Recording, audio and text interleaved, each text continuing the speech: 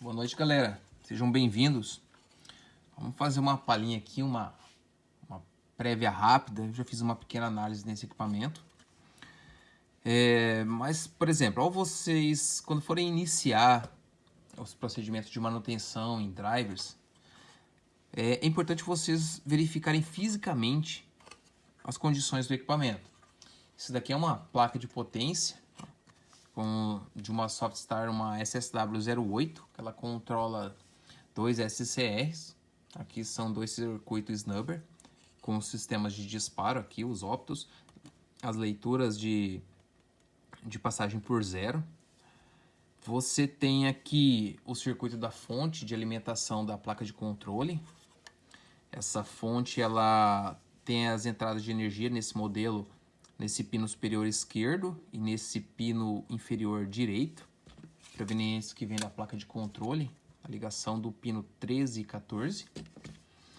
A alimentação CA é feita aqui, passa por esse indutor então e vem para os retificadores, ou seja, para a ponte retificadora aqui formada por 4 diodos. Essa tensão retificada vem para o link CC, para o filtro, capacitor de filtro. Vamos dizer assim, o link CC dessa fonte.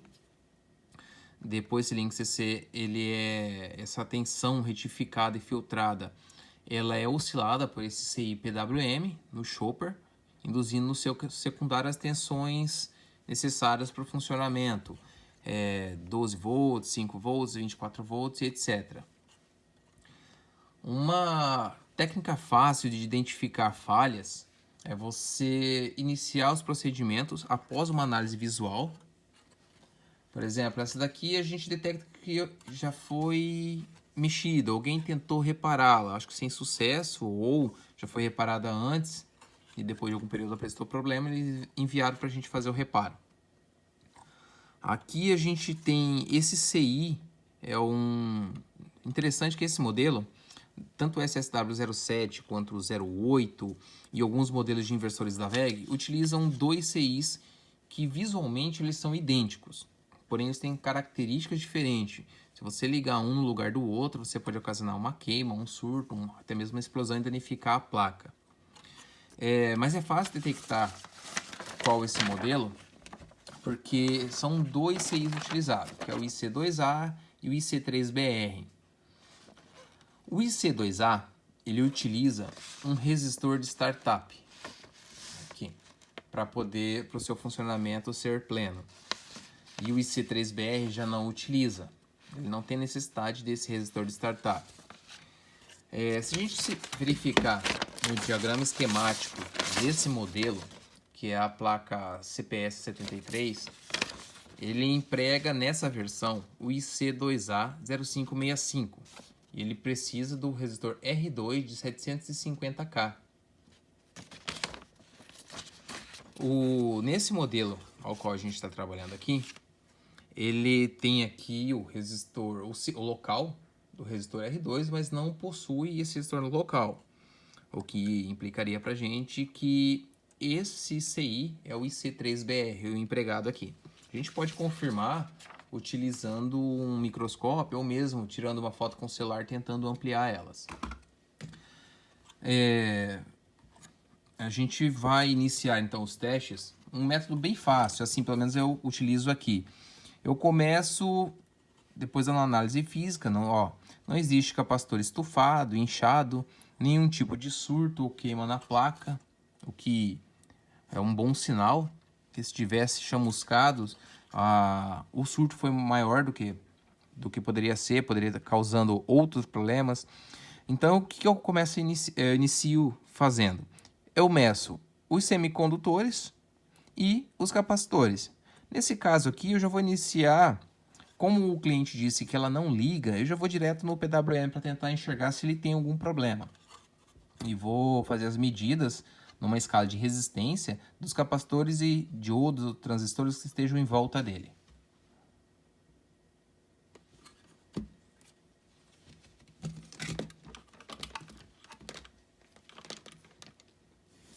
Aqui. Vou medindo na escala de resistência os capacitores. Geralmente o capacitor, resistência. Geralmente, capacitores têm uma resistência bem alta, acima de 1K. Resistores com resistência abaixo de 1K, de 600 ohms, implicam um curto-circuito nesse sistema ou no próprio capacitor. Você, a não ser que esse capacitor esteja em paralelo com algum indutor, uma bobina ou algo do gênero, ele vai ter uma resistência até elevada. Por exemplo, esse capacitorzinho aqui, ele apresenta uma resistência próxima ali de 19 mega ohms, que é um bom sinal.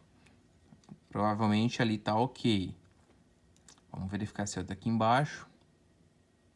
Às vezes leva um tempinho, até mesmo porque, como ele tem paralelo com outros componentes da placa, ele vai fazer uma série de carregamentos, o sinal que é enviado pelo multímetro.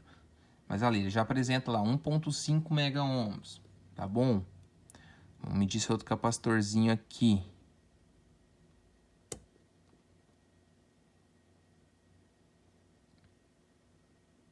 Aí, ó, esse capacitor está apresentando uma resistência muito baixa, 105,24 ohms, muito pouco.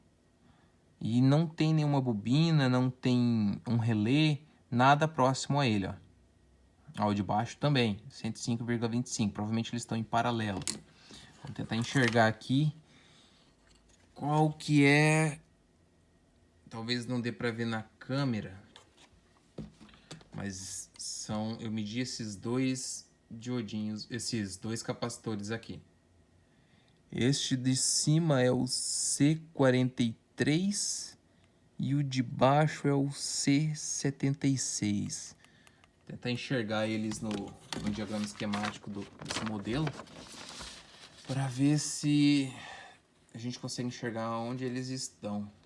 C6, C5, aqui, ó. Realmente, ó, os dois estão em paralelo. C76 e C43 são capacitores SMD cerâmicos de 100 nanofarad por 50 volts.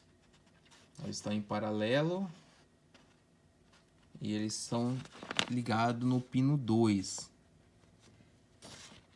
deste modelo aqui.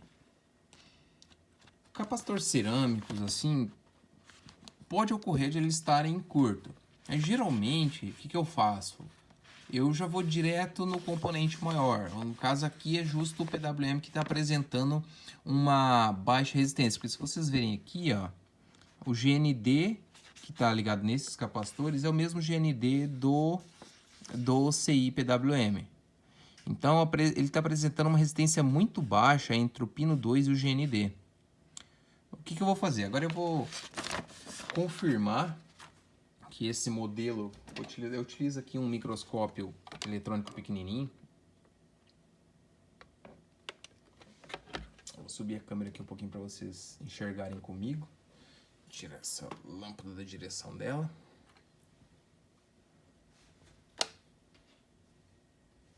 Ficou ruim um pouquinho, só...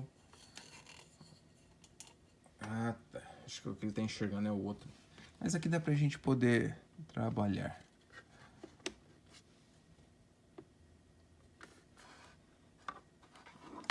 Vou tentar colocar aqui numa posição que dê pra vocês enxergarem também.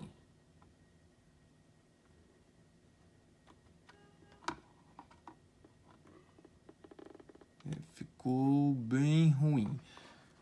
Mas, bom, assim, para poder enxergar, para mostrar para vocês, ficou bem ruim a posição como ela tá. Deixa eu tentar dar foco aqui. É bem complicado mesmo para você enxergar esses CIs SMD aqui, quase IC3BR. Ótimo, confirmado. E esse CI, olhando aqui pelo microscópio, não parece que foi ressoldado. Acho que ninguém tentou tirar ele. É provável que seja o original mesmo.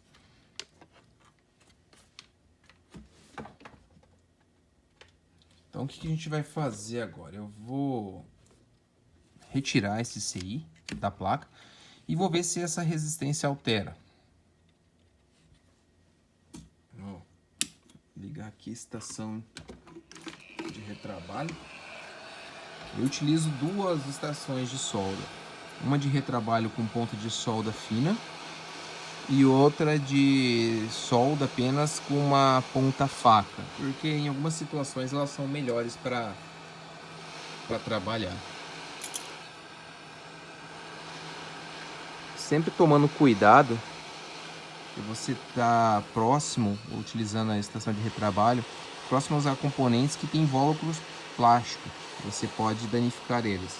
E aí é necessário a troca do mesmo. Nesse caso aqui eu vou trocar esses capacitores, então para efeito de teste agora eu posso retirá-los. Ok.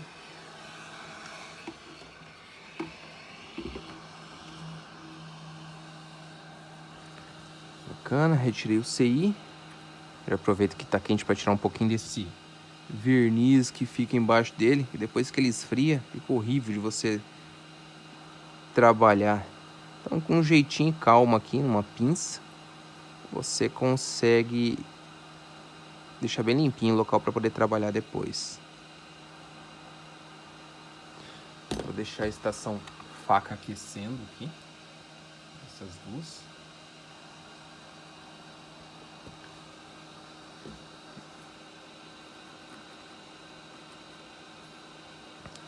Opa.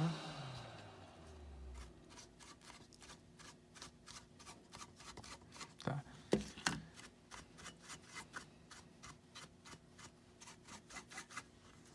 Vamos fazer a medida novamente ali no capacitor e ver se este sinal alterou.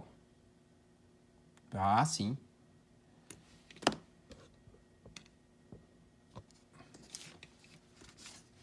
Aqui, ó.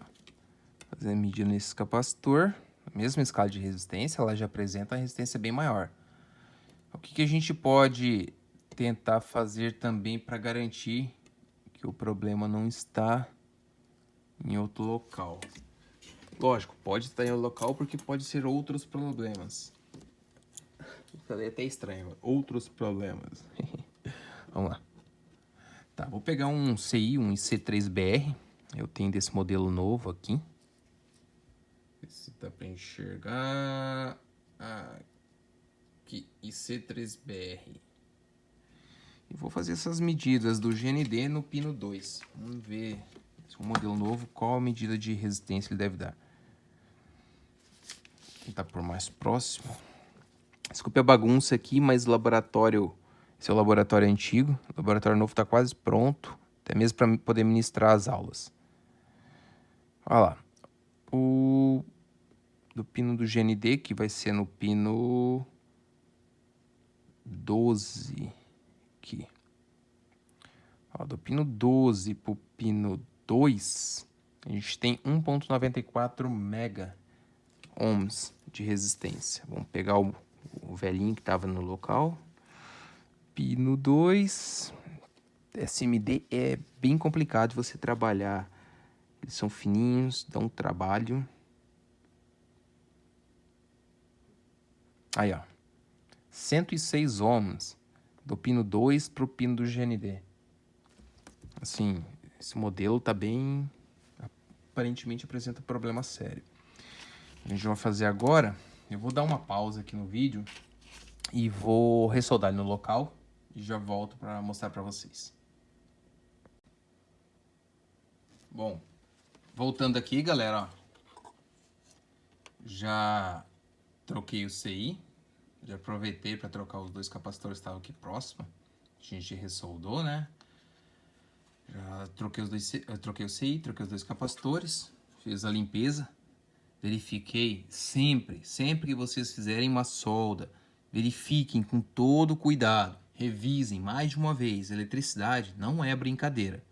Revisem, por favor, tanto para a vida de vocês, acho que isso aí vale a pena, porque não adianta ganhar dinheiro e depois estar enterrado debaixo da terra. É importante que vocês tomem todos os cuidados possíveis. Verifique mais de uma vez, se você tem dúvida, verifique. Você só energize um equipamento se você tiver certeza do que está fazendo, tá? Eu falo isso porque é muito importante, cara, tanto para vocês quanto para o equipamento. Vamos supor que por mais que você não tome um choque, você tá longe do equipamento na hora de energizar, mas você pode queimar o equipamento do seu cliente. Você vai perder mercado, você vai se queimar com isso. Então revisem, verifique tudo que for necessário. E sempre que vocês forem fazer um primeiro teste, utilizem uma lâmpada em série. Na bancada nova eu já vou ter mais artifícios, mas essa aqui é uma forma simples de você fazer. Um cabinho, um soquete, uma lâmpada ligada em série, tá? Vou energizar ela.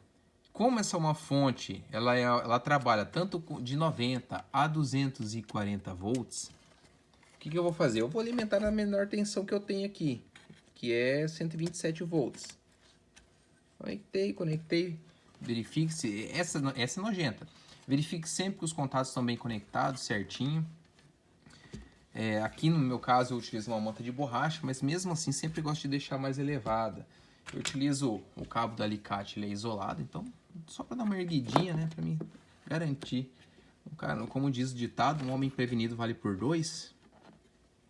Aqui eu utilizo nesse cabinho sempre um disjuntorzinho de 10. Você pode até utilizar um disjuntor de 6 A, porque qualquer correntezinha elevada demais já derruba ele, pelo menos garante que você vai estar bem protegido. Tá, vamos alimentar ela aqui. Vou alimentar ela no 110 volts.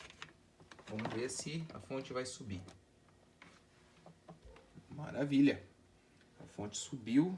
Vou desligar essa lâmpada aqui, acho que dá para enxergar melhor, ó, o LED funcionando. Vou desligar ela.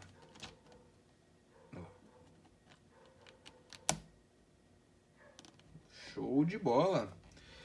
Agora como é que esse equipamento ele veio, o cliente mandou só a placa de controle e a placa fonte.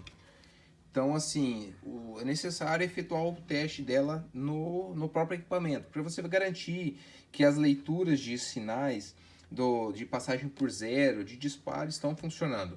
Nesse caso aqui, eu costumo chamar de reparo aparente, que eu reparo toda a placa eletrônica visivelmente aqui, mas não consigo fazer outros testes se eu não tiver a continuidade do equipamento.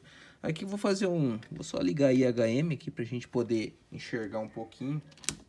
Ela startando, maravilha. Ligou, apresentou read. Vamos colocar aqui em local e vamos partir. Ela tem que dar um erro, porque não tem nada ligado. Show de bola. Erro 03. Falta subtensão, falta de fase. Bom, galera, é isso daí. Esse daqui é uma préviazinha de um reparo de uma placa, como vocês podem ver. Eu gastei aí de relógio, foram 28 minutos. Então, assim, é possível ganhar dinheiro com isso? Mas já indico de antemão. Se cuidem, galera. Usem todos os aparatos possíveis para que você tenha segurança na hora de trabalhar. Faça um serviço decente para que não dê retorno. Garanto que a sua vida vem em primeiro lugar, depois vem dinheiro. Show de bola, galera! Um abraço aí, uma boa noite a todos e um bom descanso.